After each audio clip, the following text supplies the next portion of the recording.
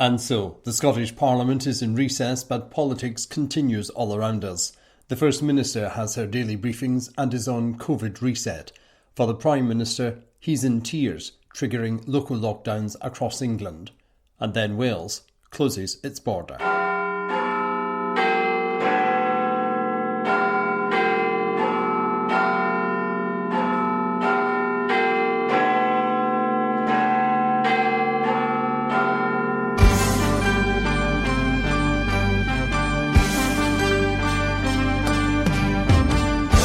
The worst of times now to help give us the best of times at Christmas. Disgraced Margaret Ferrier is unbowed and votes by proxy in the Commons. And denying Westminster its internal market bill, the Scottish Parliament says no. From Caledonia Media, I'm Charles Fletcher with Scotland's favourite political show, The Week in Holyrood. It's the Prime Minister who is undermining the United Kingdom here and undermining the efforts of people like me who want to make the case for a United Kingdom at a time when growing scepticism is to be seen here in Wales about Wales's future within a United Kingdom. I want to make that case. I wish the Prime Minister had helped me to do so. Matt and Va. Welcome to the first of two special editions of the programme during October recess. I'll have more from the Welsh First Minister shortly, but first, it's the worst of times to help us get the best of times. The First Minister, Nicola Sturgeon, is clamping down on us now to help ensure we can have a Christmas that's as normal as possible. She's not setting out a timetable on that just yet, but as this programme reported previously, the investment now is to help salvage the festive season for families and business. This week I asked Nicola Sturgeon in her daily briefing if she's planning tighter enforcement of the restrictions and regulations. Thank you, First Minister. Good afternoon. It's a local radio day today, and community radio stations from Dumfries to Portree carry your briefing live. Our listeners understand the need for the extended regulations or restrictions, but many are asking us when and if you plan to enforce them more vigorously to help ensure greater compliance. Thanks, Charles. There is always a very careful balance to be struck between encouragement and support and enforcement, and at times we will need to use enforcement, but we want to try and avoid that by encouraging people to do the right thing for the right reasons. The police, as they do regularly, will issue the statistics on things like fixed penalty notices that they've had to issue for house parties or people breaching the regulations more generally. So enforcement has a part to play, and we will continue to look at whether there is a need to increase enforcement. Now, that could either be taking things that are currently encapsulated in guidance and making them the law so that they come with enforcement and penalties, or where things are already the law, increasing the penalties for breach. And we keep all of that under review on an ongoing basis. But by and large, we prefer, and I prefer, to encourage people, and where necessary, as we're doing with the payment for self-isolation, to support people to be able to comply with these things, because it goes back to what I said earlier on. We are all in this thing together, and doing the right thing for our own sake and for the sake of each other, I think, is what we should seek to encourage people to do. Thank you. Thanks, Charles. Nicola Sturgeon is putting us on this reset to primarily save lives, of course, but also Christmas. And the First Minister is pleading with Scots to forego their traditional autumn break in Blackpool because of the pandemic. It's a call that's infuriated the operators of hotels and guest houses in Lancashire. It comes as reports emerge of Old Firm fans planning to travel south of the border for this weekend's game, being played without fans but on television. The First Minister is calling on fans not to go to England to watch the game in a pub. If you were thinking about going to Blackpool and you haven't booked yet, then please do not go this year. Even more specifically, because we know this is an issue and I want to be very clear about this, do not travel to Blackpool this weekend to watch the Old Firm match in a pub. If you do that, you will be putting yourselves and you will be putting other people at risk. Please do not do that this weekend. And if you, otherwise, not related to the football, have already booked a trip and you can't cancel it without cost and you're determined to go, then please think very carefully indeed about how you travel and what you do when you get there. For example, Quite a lot of people who've contracted COVID and who have also been to Blackpool have travelled by coach. We understand that that is very common, particularly at this time of year. Now, again, that does not mean that they absolutely necessarily got the virus on the coach, because we can't be certain about that. But if you have to travel to Blackpool by coach, or if you travel by any form of public transport, then try to maintain physical distancing and make sure you wear your face covering throughout the journey. And once you arrive, and I know this is really difficult, don't spend much time indoors, and don't, if you can avoid it, spend time in pubs and bars and other hospitality venues, because doing that significantly increases your chances of getting the virus. That stay-at-home message is also coming from the First Minister of Wales. Mark Drakeford is telling people who live in high-level COVID areas not to travel to his country. In effect, it's a border closure, supported by Nicola Sturgeon. I have therefore asked for the necessary work to be brought forward, which would allow for devolved powers to be used to prevent people from travelling into Wales from high prevalence areas of the United Kingdom. Speaking on Channel 4 News, Mark Drakeford says he regrets the Prime Minister has failed to help his Labour government in Cardiff. We do have evidence of it. I've published evidence today from a very recent genomic study that shows that this is what happens. We have a wastewater survey that we are part of alongside England that demonstrates that when people come into Wales, they can bring the coronavirus with them. So this is not a theoretical issue, this is a real issue. But isn't this also leading to, the fractiousness, the breaking up, if you like, of the United Kingdom? Matt, I'm a supporter of the United Kingdom. I believe in the United Kingdom and in a successful United Kingdom. It's why I wrote to the Prime Minister twice and raised it with him in person. He could have acted in a way that would have had a common rule across England and Wales, and we wouldn't be having the sort of conversation we're having today. It's the Prime Minister who is undermining the United Kingdom here and undermining the efforts of people like me who want to make the case for a United Kingdom at a time when growing scepticism is to be seen here in Wales about Wales's future within the United Kingdom. I want to make that case. I wish the Prime Minister had helped me to do so. Here, Scotland's First Minister issues a blunt warning that COVID respects no borders and no age. Confidentiality means that I can't ever go into detail about the people behind the statistics I report every day. But I do want to point out this to you today. Half of the 15 deaths that I have just reported are of people under the age of 80, and a small number of them are of people under the age of 60. Please do not ever think that this virus only poses a risk to the lives of the very elderly. It poses a risk to all of us, and I'm asking everybody again to take and treat that risk extremely seriously. And Nicola Sturgeon has not ruled out restrictions along Scotland's border. The UK government has rolled out a 3-tier system of restrictions for England. Liverpool is currently in the top tier, with Manchester and London expecting to face potential curfew. Schools in Northern Ireland will close for 2 weeks, along with pubs, restaurants and hair and beauty salons. Tighter curfews have begun in France, Germany, Italy and Spain, as President Emmanuel Macron declares the second wave of COVID is rolling out.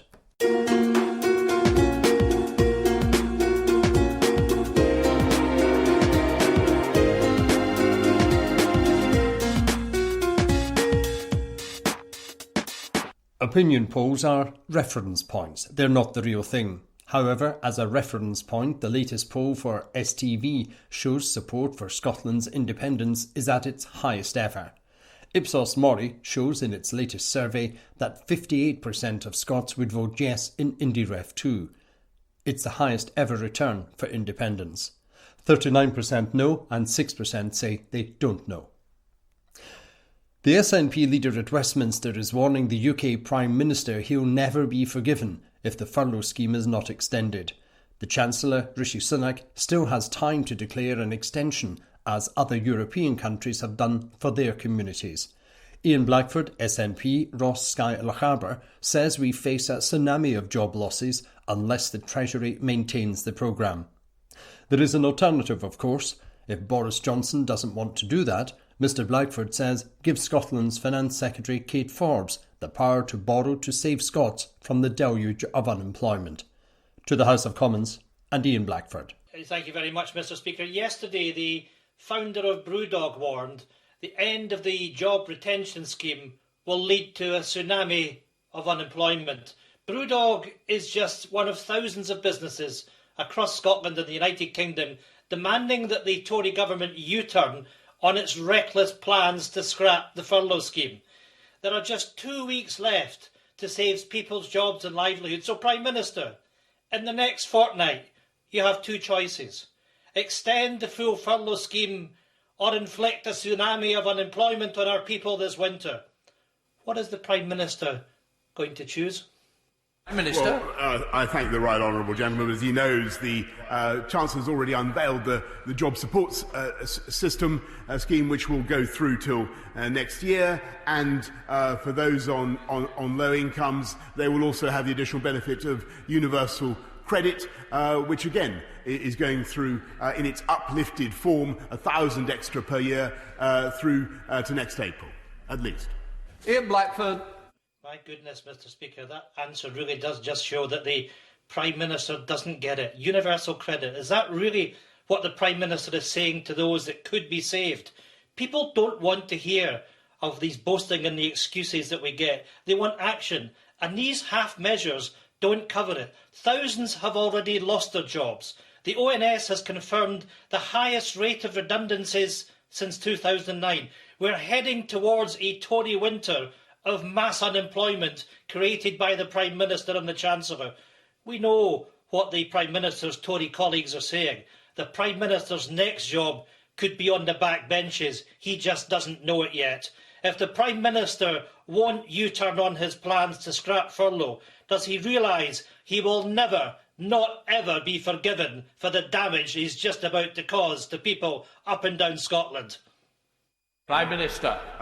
Mr Speaker, as I say, and I've said many times to the right honourable gentleman, this government is continuing to support people across the whole of the UK, many billions of pounds in Barnett consequentials, at least £5 billion in Barnett consequentials for Scotland alone. But one thing I will congratulate him on is the Scottish Nationalist Party's support for the tiered approach, which I think is still their policy, Mr Speaker. Unlike the party opposite, at least they're showing some vestige of consistency in their normal gelatinous behaviour. You're listening to The Week in Holyrood. I'm Charles Fletcher. Now, how's it going getting your flu jab? GPs stopped doing it 2 years ago, and it's now down to your health board to organise. It's emerged Greater Glasgow and Clyde Health Board is targeting young people ahead of senior citizens. The First Minister has already emphasised flu jabs are what she calls an absolute priority this winter. Scottish Care says the approach to getting the jab is piecemeal. A Glasgow GP describes the national rollout as a shambles. The first phase of vaccination is now, the second comes in December. If you're concerned about your jab, and if you can, please go online to NHS Inform for details of how to get your protection. Lawmakers should not be lawbreakers. That's the view of Scottish Labour leader Richard Leonard, who's demanding former SNP MP Margaret Ferrier step down from her Rutherglen and Hamilton West constituency. Ms Ferrier felt unwell on a Saturday, had a COVID test, carried out a range of public events, then travelled from Glasgow to the House of Commons. She learned on a Monday she was COVID positive. The next day she took a train back to Glasgow.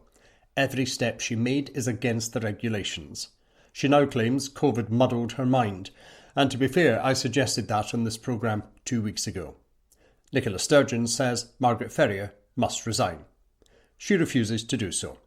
She now sits as an independent and voted by proxy in the Commons this week with the help of a former Plaid Cymru MP currently suspended from his party. Labour leader Richard Leonard has raised a petition to help spark a by-election and force a vote in Rutherglen and Hamilton West. Any member of Parliament is elected to make laws. If you so flagrantly flout such a fundamental law that's affecting so many people and is requiring so many of the people you represent in Parliament to make such huge sacrifices, then I think you need to look at yourself. And in the case of the actions taken by Margaret Ferrier, I think that they cross over a line beyond which, in my view, her position becomes completely untenable. 2 Scottish museums have won funding awards in a UK competition. Prizes of £200,000 have gone each to Aberdeen Art Gallery and the Gairloch Museum in Wester Ross. The UK government is planning an internal market bill to replace the life we've known for 40 years with the European Union. That's a body we've left. We're in discussion about our new relationship, and we need to get a move on because the transition ends on Hogmanay. The Scottish Conservatives say the internal market bill is good for Scotland. Every other party says it's an attack on devolution and the Scottish Parliament. This week, it emerges Westminster will be able to overturn the Scottish Government's policy on free tuition for our students if the bill is passed at Westminster. The leader of the Scottish Conservatives, Douglas Ross, MP for Moray, voted in its favour. In this special edition of The Week in Holyrood, time for some of the debate at Holyrood. We begin with Scotland's Constitutional Secretary, Michael Russell. Presiding Officer, today we are faced with no ordinary decision about whether to give or withhold approval to a Westminster bill.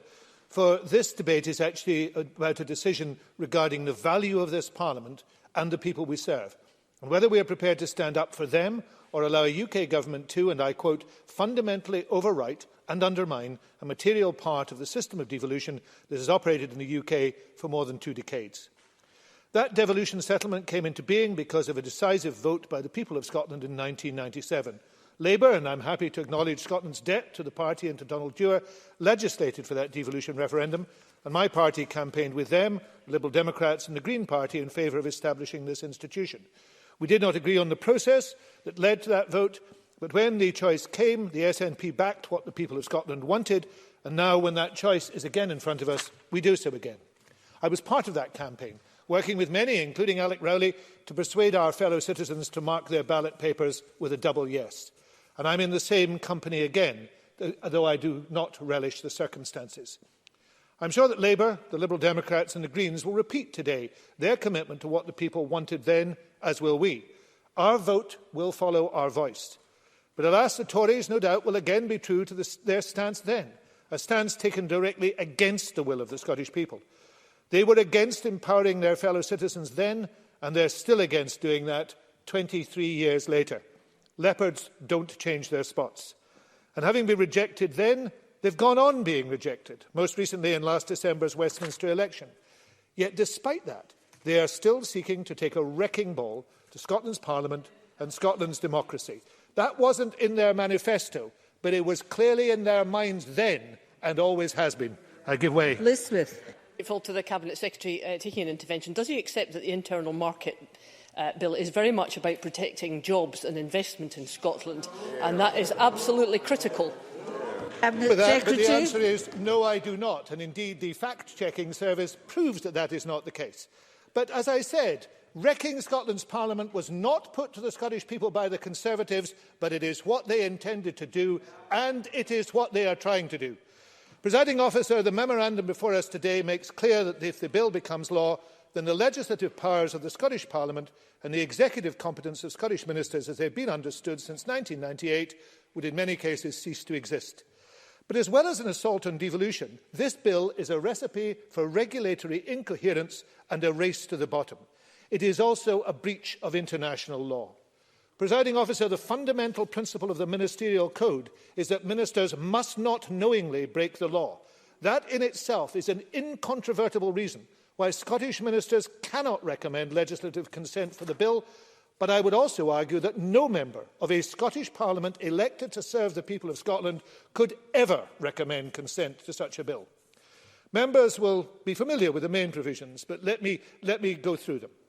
The bill contains sweeping new blanket mutual recognition and non-discrimination provisions at Parts 1 and 2, and these would require Scotland to accept lower standards relating to food, as pointed out by Food Standards Scotland, to the environment, as pointed out by Environment Link, and building materials, as pointed out by the Royal Incorporation of Architects, and those regardless of the views of the Parliament or the wishes of the people of Scotland, and the scope of those powers can be unilaterally changed by UK ministers and only by UK ministers. There are new measures for mutual recognition of professional qualifications that cause grave concern to bodies such as the General Teaching Council. There's a new oversight body tasked with second-guessing the policy choices of this Parliament, including in things like in the public services like the health service or public water supplies. Measures at Part 5 of the bill break international law and betray a cynical disregard for Northern Ireland, which has already alienated many, including the EU. There are sweeping new spending powers in Part 6 that threaten the devolved Scottish budget and transfer decision-making over areas of devolved spending from the Scottish to the UK Government. State aid will be reserved, which could affect, for example, agricultural subsidy, and the whole Act would be placed permanently beyond the powers of this Parliament to mitigate or ameliorate. For those reasons, the bill is wholly unacceptable and should be rejected. The deceit practised by the UK Government with regard to this bill is now a matter of public record, thanks to yesterday's leak of documents that show the truth about how it was deliberately withheld from the devolved governments. But there have been other deceits too. Firstly, the ridiculous assertion that the bill represents a power surge. The opposite is true, as the explanatory notes make clear. In fact, there will be a new blanket constraint on the exercise of the Parliament's powers, and the scope of the constraints can be adjusted at any time at the discretion of UK ministers, regardless of other views. Secondly, there are the repeated assurances that the bill will not lead to a race to the bottom in standards. But the UK currently enjoys high standards by virtue of EU laws still applying during the transition period. Under the bill, should Scotland wish to maintain those standards, would be forced still to recognise lower standards set elsewhere in the UK. And the UK government has blocked... No, I will not. UK government has blocked every... Because I'm just coming to one of your key assertions. The UK government has blocked every proposed move to provide legal guarantees that high environmental, animal welfare and food safety standards would prevail. Thirdly, let me rebut the claim that this bill is necessary merely in order to replace at UK level the system of UK market rules. In fact, the bill introduces a system of unqualified powers for UK ministers to effectively impose rules on the whole of the UK, even in devolved areas, which is the very opposite of the principle of codecision and agreement between sovereign member states that lies at the heart of the EU rules. EU single market rules also recognise policy objectives alongside market considerations, and the principles of subsidiarity and proportionality are crucial aspects of them. And finally, let me talk about jobs. Mr Lockhart's amendment talks about the 550,000 jobs being protected by this bill. Nonsense. In fact, nonsense on stilts, as exposed in the Ferret fact-checking website last night. Presiding officer, they don't like the truth. Presiding officer, at the end of December, the UK and Scotland will leave the Brexit transition period. The transition is ending because of the astonishing and reckless decision of Boris Johnson to refuse an extension that was on offer, despite the fact of a global pandemic and a deep economic recession. Yet, even at this late stage, the possibility of leaving in the worst possible way with no deal remains. And even if there is a deal, it will be a low deal, vastly inferior to what we experience now and hugely disadvantageous to business and disruptive to everyday life. So, Presiding Officer, the real jobs threat comes not from the devolved administrations, but from the Brexiteer ultras who have captured the Conservative Party, and those in this chamber who have meekly accepted their writ, no doubt because it saves their own jobs. The way to avoid all this damage is not only clear but to hand. We can do so by returning to the voluntary common frameworks process devised by the devolved governments in the UK, which, despite our differences over EU exit, has been able to make progress over the last few years. Frameworks are based on principles of equal negotiation and agreement. If there are any missing areas, as claimed by Michael Gove very late in the day, we commit ourselves to closing those gaps. We're also willing to act as if all the frameworks were already in force whilst they are being finalised. And I think the same commitment is being made in Wales. So if the UK does that, we could move on from this present impasse and the deepening crisis. Presiding Officer, this bill is not only unacceptable to the devolved governments, it is also unacceptable to a wide range of organisations and individuals across Scottish society who are deeply worried. Now, of course, there are differing views of Scotland's ultimate constitutional destination across this chamber. But regardless of those views, we can come together today We can say on behalf of the people of Scotland that we do not consent to this bill. We can stand up against this Tory power grab and urge the UK Government to change course. And therefore, Presiding Officer, I move that the Parliament agrees not to consent to the United Kingdom Internal Market Bill, as it reduces and constrains the competence of this Scottish Parliament and breaches international law. Thank you very much. And I now call on Bruce Crawford to open on behalf of the committee. Convener, please. It's with some regret that I speak on behalf of only 8 members of the committee this afternoon. As members know, I've always sought as a convener to try where possible to reach a consensus on committee reports, and in the main, we've managed to do so. However, there's a clear division of views between the majority of the committee and our Conservative Party colleagues on the UK Internal Market Bill. This is disappointing, given that the other 8 members on the committee have agreed that the bill undermines the whole basis of devolution. Our view is that the devolution cannot work if the Westminster Government simply imposes its view on how the UK constitutional arrangements should evolve following Brexit. The committee is dismayed that the UK Government has instead adopted a hierarchical approach through which its default position is to impose new limitations on devolution which go way beyond the previous limitations of EU membership. The committee's view is that devolution cannot work on the basis of a Westminster Government imposing its view on how the UK constitutional arrangements should evolve following Brexit. The committee therefore recommends that the Parliament does not consent to the UK Internal Market Bill. Presiding Officer. Thank you very much, Mr Crawford. I now call on Dean Lockhart to speak to move Amendment 22955.1 on behalf of the Conservatives. Mr Lockhart. Thank you very much, Deputy Presiding Officer. I move the amendment in my name. There's been a lot of noise surrounding the UK internal market proposals, but surely the priority, when further restrictions have just been announced on economic activity, must be to protect the 550,000 jobs and livelihoods and the 60% of trade that depend on barrier-free access to the UK internal market. That's certainly the view of key stakeholders, such as the CBI and the NFUS, who have given evidence the internal market is extremely important, more important than the EU market and the rest of the world put together. And, Presiding Officer, that's also our priority. On the other side of this debate, I do recognise there are legitimate questions over how these proposals might work in practice, but too much focus has been on constitutional scaremongering and on hypothetical concerns. Take, for example, paragraph 13 of the LCM, which claims that the bill will result in declining standards, what the Cabinet Secretary referred to as the race to the bottom, a claim utterly devoid of any factual evidence, because the inconvenient truth for the SNP is that the UK Government has introduced higher domestic standards than the EU across a vast range of areas. Just weeks ago, the first major free trade agreement signed following Brexit, the economic partnership with Japan, far from lowering standards, this deal goes way beyond the scope of the EU-Japan free trade agreement and has increased the number of protected geographical indications for Scottish produce, meaning that Scottish salmon, cheese, wool and beef will now have much higher levels of protection in the Japanese market. And in relation to the SNP's poster child for lowering standards, the proposed free trade agreement with the US, when I challenged Ivan McKee at committee to give real examples of his concerns about these lower standards, his response was, and I quote, "All concerns are hypothetical." So there we have it, Presiding Officer.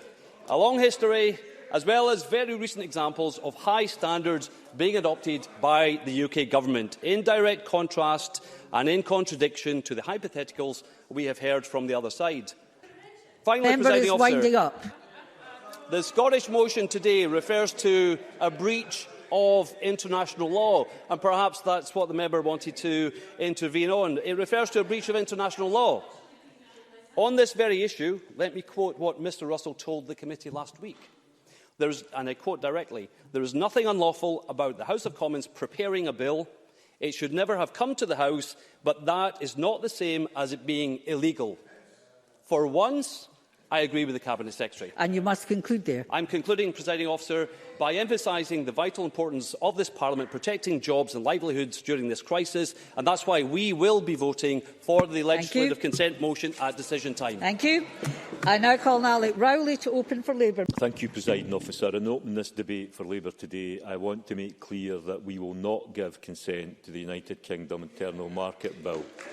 And let me be clear, we will not give support to any measures that reduce and constrain the competence of the Scottish Parliament. As a political party, Labour is committed to devolution. And for the avoidance of doubt, this bill is a full-on attack on the existing devolution settlement. Devolution has worked for Scotland, and with such economic uncertainty as we face right now, it is further devolution that is required to build back a better Scotland. However, instead of taking the best course of action to protect the UK internal market through the collaboration and cooperation of all nations, we have a take-it-or-leave-it approach from Boris Johnson and his Tory chums.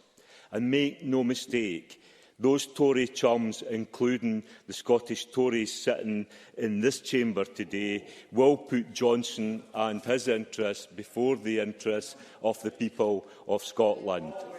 So to all those worried about the future of Scotland, I say the greatest threat to the future of Scotland, its economy and its relationship with the rest of the United Kingdom is Boris Johnson and all those Scottish Tories that have lined up behind him blind loyalty. And that is why I say the Tory party want to detract from the real issues in this bill by claiming the argument is about independence. It is nothing to do with independence, but everything to do with the UK Government removing powers from the Scottish Parliament and ultimately from the Scottish people. We need to think again.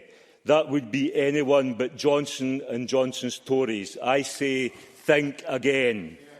Thank you very much, Mr Rowley. And I call on Patrick Harvey to the Green Party. Thank you, Presiding Officer. This has been an extraordinary process leading to an extraordinary bill which poses an extraordinary threat to us all. The process cut right through the discussion of common frameworks and began with a consultation, a short consultation which could not have been more perfectly timed to coincide with the parliamentary recesses in Scotland, Wales and Northern Ireland. It involved a refusal of the Secretary of State responsible for the bill to come and give evidence. It included no draft bill for consultation, and it includes a clear threat to legislate without consent of this Parliament.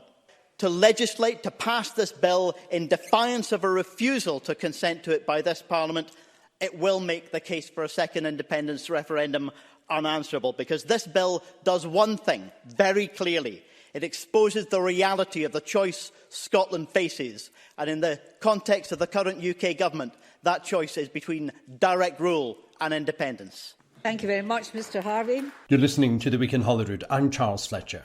And I now call Willie Rennie to the Liberal Democrats. Thank you, Deputy Presiding Officer.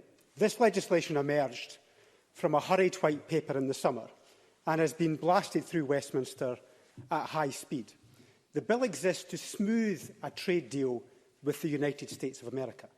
It gives UK ministers the power to sweep away objections from devolved administrations on matters like food safety and environmental safety.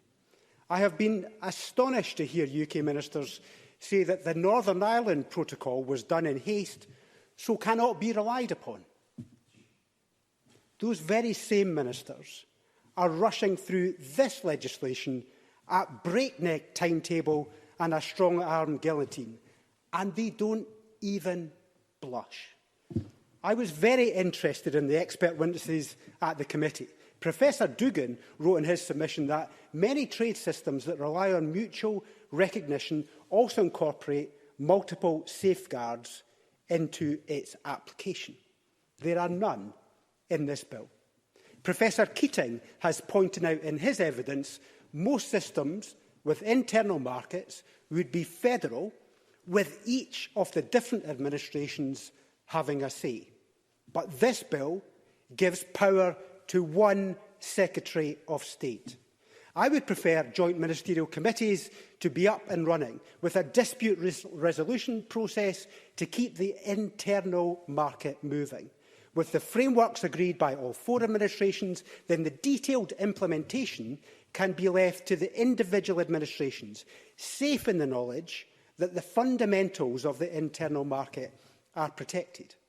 My colleague on the committee, Beatrice Wishart, asked about fire safety standards. She pointed out that Peter Drummond, from the Royal Incorporation of Architects, said that Scotland's most robust fire safety regulations could fall foul of the bill.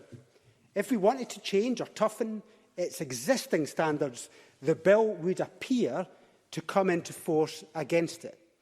Now, in response, the UK Government said, we will continue to be able to set our own regulations.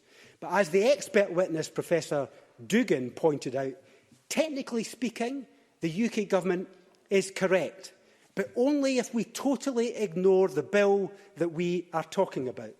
So you would have thought that it would be a pretty high-ranking office holder of the Boris Johnson fan club to think that this is an honest piece of legislation. However, it does seem that we might have a number of those individuals in the chamber today.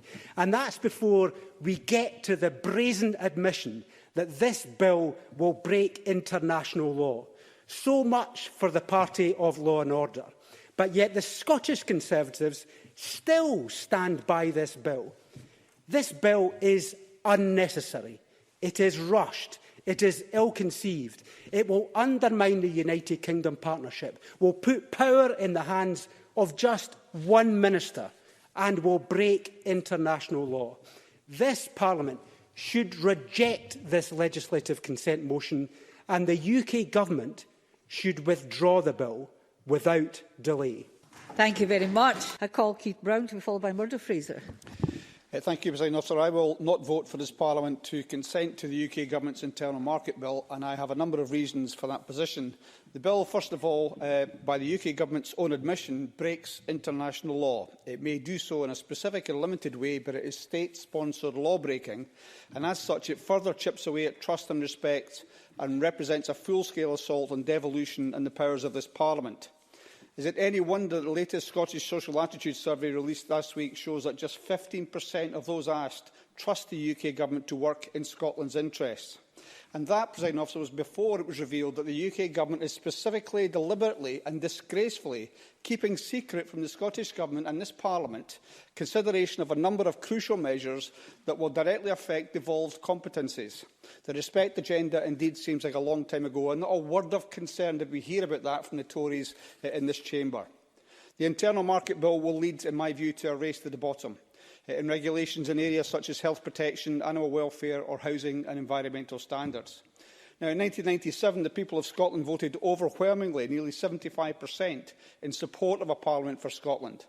A Parliament reconvened after 300 years that was tasked with setting priorities for Scotland. A Parliament that's allowed us to take a different path from the UK in so many issues, such as free prescriptions, no tuition fees for students, something lambasted by Tories in this chamber for years, but apparently they now support it, minimum pricing for alcohol and a fairer, more just social security system. Now, we know the Tories never fully got behind devolution, but those in this Parliament, as well as members from all other parties, have a duty to defend the devolution settlement and acknowledge the level of contempt that this bill shows the Scottish Parliament and the other devolved nations of the UK. It also demonstrates to me the Tories in this Parliament have no serious expectation of ever exercising power in Scotland. If they did so, they wouldn't be so happy to cheer the removal of powers from this devolved Parliament. No, I won't. I don't have time. Instead, well, you never gave way to anybody either yourself. Instead, the Tories in this Parliament have fallen into line behind Boris. They now support Brexit, despite 62% of voters in Scotland opposing it. Just like it was revealed last week that they danced to London's tune when they were told by a Westminster MP to support scrapping the hate crime bill, putting political point scoring above engaging constructively to better the lives of the people of Scotland. As with other Brexit-related legislation, the UK Parliament has contemptuously passed laws that affect devolved matters, despite the consent of one or more of the devolved administrations being withheld. Now, I acknowledge, Presiding Officer, there is little hope of a different outcome on this issue, but what there is an opportunity for the Tories in this Parliament to stand up, find a spine and say enough is enough. The UK's 5 living former Prime Ministers, John Major, Tony Blair, Gordon Brown, David Cameron and Theresa May, have all spoken out against this bill. Will the Scottish Tories speak out against this bill? I think we know the answer to that. After years ignoring Scotland's interests and its clear democratic wishes, it should come as no surprise to the Tories that the number of Scots backing independence is now at record levels. Indeed, when the removal of powers from this Parliament was first proposed, the SNP, my party, put on 7,000 members virtually overnight. Such was the outrage at the proposal back over 2 years ago. And now the number of Scots backing independence is at record levels. And if the UK Government imposes this bill on Scotland, it will become ever more evident that the only way to protect Scotland's interests and our place in Europe is to become an independent country. This is, Presiding Officer, a huge moment in the constitutional development of this Parliament. And if this Parliament, by a large majority, refuses consent, and Boris Johnson and his acolytes in this Parliament ride roughshod over this Parliament, then the STUC, as they have said, and as Patrick Harvey's referred to, have said that the referendum on independence becomes unanswerable, and we will have that referendum. Thank you. I now call Murdo Fraser to be followed by Annabel Ewing. Mr Fraser. Thank you, Deputy Presiding Officer. With all the hysterical language we've just been hearing about what this bill is about, I think we need to focus on what really matters here, and that is the importance of the UK internal market to Scottish business. And we know, according to the Fraser of Allender Institute, who I think might know a little bit more about this than the Ferret, over 500,000 jobs in Scotland are supported by demand for our goods and services from the rest of the UK. 60% of Scotland's trade is with the rest of the UK, worth over £50 billion a year to the Scottish economy. And we know that trade to the rest of the UK is worth 3 times as much as trade to the EU single market. And against that backdrop, it's no wonder there have been calls from those involved in business and trade for legislation to ensure that the UK internal market works seamlessly in a post-Brexit environment. The CBI have said preserving the integrity of the single market, the economic glue binding our 4 nations, is essential to guard against any additional costs or barriers to doing business between different parts of the UK. The Scottish Retail Consortium have said that Scotland benefits enormously from the UK internal market. The National Farmers Union of Scotland have said it is vital for the agricultural industry. Oil and Gas UK have said that regulatory barriers will harm their sector, and Quality Meat Scotland have said they want frictionless trade in the UK to be maintained as far as possible. So there is a clear demand for the legislation before us. And it's disappointing that in the contributions we hear from the other parties in this chamber, there seems to be little recognition for this, of the need for this legislation. Presiding Officer, this bill also contains the right for UK ministers to spend money directly in Scotland, a measure we should all welcome. With Brexit, we will no longer have EU structure funds, and the UK Government has agreed that these will be replaced with direct UK investment in Scotland in exactly the same way as we have seen from the EU in the past. And yet, strangely, SNP politicians seem to object to this extra money, to extra resources coming for their constituents, for infrastructure projects, for cultural projects, for community initiatives. They're happy to accept this money when it comes from the EU, but they're so blinkered and prejudiced against the UK. They would rather turn this money down rather than have it from a UK shared resource rather from the EU. Presiding Officer, this UK internal market is essential to Scottish business, and for that reason we should back it and reject this nonsense motion. I call Annabel Ewing, please. Thank you, Presiding Officer. As we have heard, the UK's bill would impose a series of rules on trade within the UK following the end of the transition period with the EU on 31st December. And a likely cliff-edge Brexit, a situation, of course, that we in Scotland did not vote for.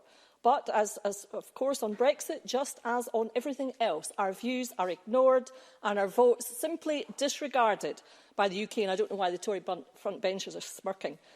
The rules to be imposed by the UK Government would mean, for example, that state aid powers concerning devolved areas would be taken away to London, that London would take control of key devolved spending powers, and that there would be inevitably a race to the bottom in terms of, for example, food and environmental standards. Indeed, it is quite clear that public policy protections in the bill have been drawn very narrowly and are very limited in scope, and they would not be sufficient to keep out of Scotland cheap imported chlorinated chicken and hormone-injected beef. As Professor Catherine Barnard said, in evidence to the Culture, Tourism, European External Affairs Committee on 24 September, and I quote, "The mutual recognition principle will drive a coach and horses through any attempts by the Scottish Government to reflect local preferences for not having chlorinated chicken." And Professor Michael Dugan of the University of Liverpool said at the same meeting, and I quote, "It means that the market forces that are unleashed by the principle of mutual recognition will not be operating in a neutral manner among England, Scotland, Wales and Northern Ireland. The sheer market size of England means that market forces will lead English standards to be prevalent." There we have it, Presiding Officer. An internal market of Jonah and the whale, with none of the protections we currently benefit from as being part of the EU single market of 500 million people.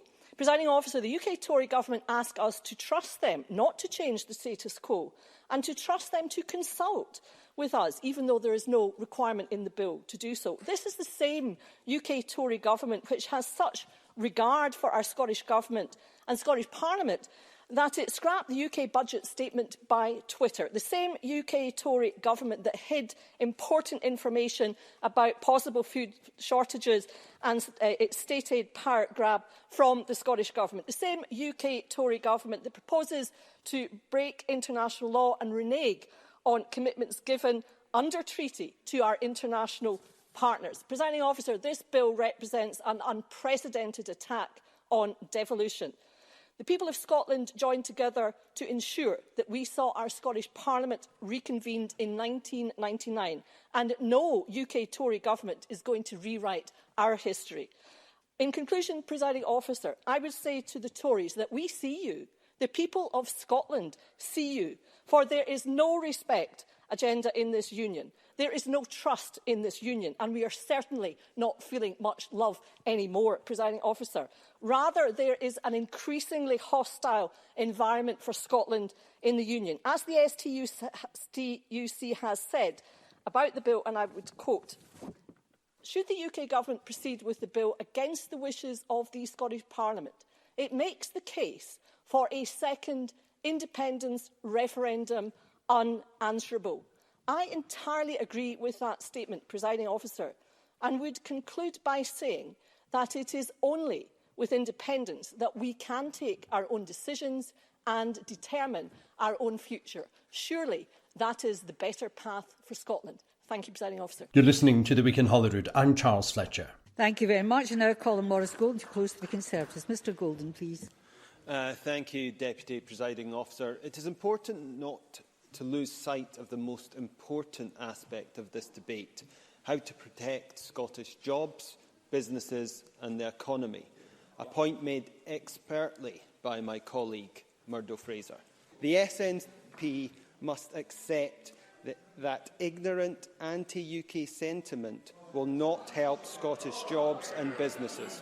A more modern and progressive approach would be engaging constructively with the UK Government on all legislation and other measures being undertaken to safeguard and protect Scottish jobs and livelihoods.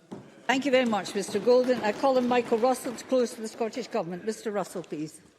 Presiding Officer, thank you. Can I make three introductory points which are factually based so that Mr Golding can have those facts on the record?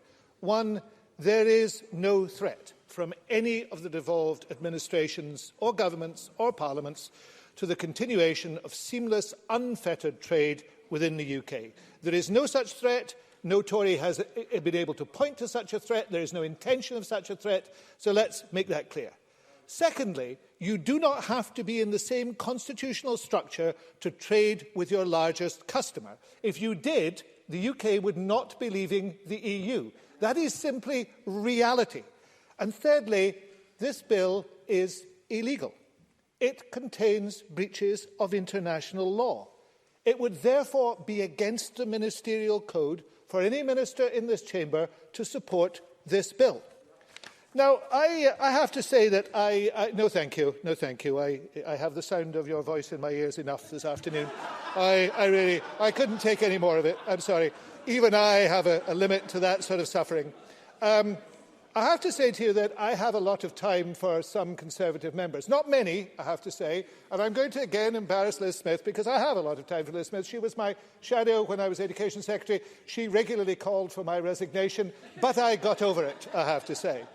And therefore I want to reflect on something that she said about the change over the last few years. Now, she said it, unfortunately, I thought, in a somewhat dismissive way, as if I had changed my mind and vacillated on these matters.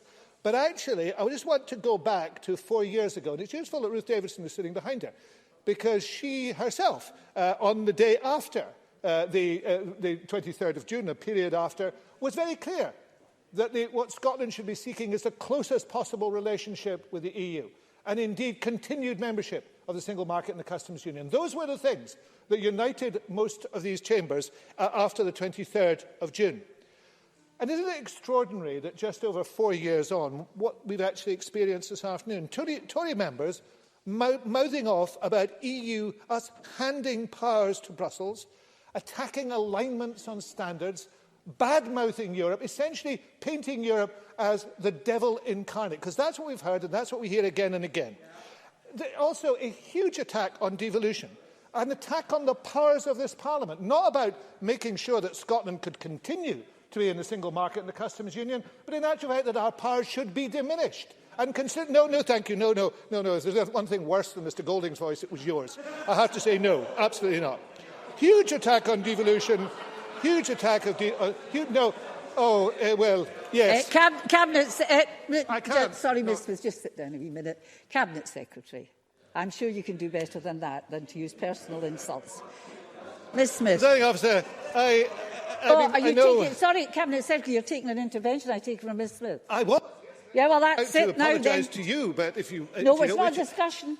Fine. Ms Smith, please. I won't waste the opportunity. Could I just ask the Cabinet Secretary once again, can he name one single power that is going to be removed from this Parliament? I can indeed. I can Cabinet name Secretary. The powers of devolution will be removed because that is a single or collective power. And, well, I want to come on in a moment, Presiding Officer, to the laughter on the Tory benches, which was deeply unpleasant at times this afternoon and is unpleasant again now. Because the reality is every power that this Parliament has can be second-guessed as a result of this bill. There is no doubt about that. But there's been a huge attack on devolution, and the Tories have been isolated this afternoon as extreme Brexiteers. All of them have been isolated as extreme Brexiteers who not only admit the breach of international law, but revel in the breach of international law. And the saddest thing of all of this is the refusal to listen to any and all opinion that has been expressed on this matter. Mr Lockhart heard from the committee before he spoke, which made it clear, and I think Bruce Crawford's final words were, that devolution cannot work if the UK government imposes its view on the devolved nations. He made that clear. They heard from Labour, Alec Rowley saying, think again. They heard from Patrick Harvey, who talked about the decision-making of the UK government. They heard from the Lib Dems, and I rarely, if ever, can actually not criticise a word of Willie Rennie's speech. I enjoy criticising words of Willie Rennie's speeches, and on this occasion I can't, which will put him in deep trouble with Mr Rumbles, but he has my approbation for actually doing that. Then we heard from the Royal Incorporation of Architects of Scotland, the GTC, the NFUS, the SCDI, all dismissed. And indeed, the NFUS, in a very sinister move, were misquoted on what they said. Because they were clear, they were very clear in the submission on the white paper what they felt. But that was brushed aside. Because the reality is that, in the words of an Irving Berlin song, they're all out of step but Jim. They're all out of step except what the Tories believe to be true, and not even they believe it. Because there are people on the Tory benches who know this is deeply wrong. This is deeply wrong. Because this goes well beyond what should be happening. And we heard that in the rather nervous laughter on the Tory benches during the opening speeches. They were giggling like school children when they'd heard a naughty word. But I couldn't actually work out what the naughty word was. Was the naughty word Scotland? Was the naughty word democracy? Or was the naughty word devolution? Because on each of those occasions, they were giggling away at those words. I want to conclude, Presiding Officer, by making something very clear.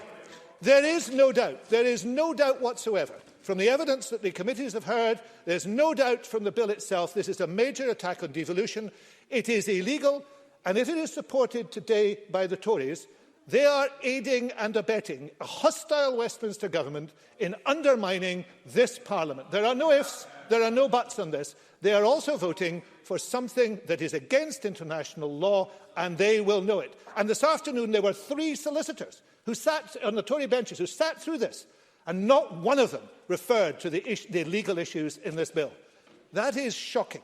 I go back those 4 years, because 4 years ago, just after the Brexit referendum, there was a view in this chamber that we could find a way forward for Scotland that preserved something of the valuable things we have from the EU.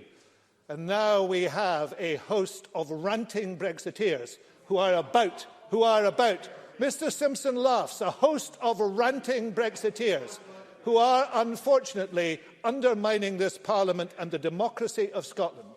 It will not stand. It will not stand. Tom Arthur made that point, and I make it again. This is wrong.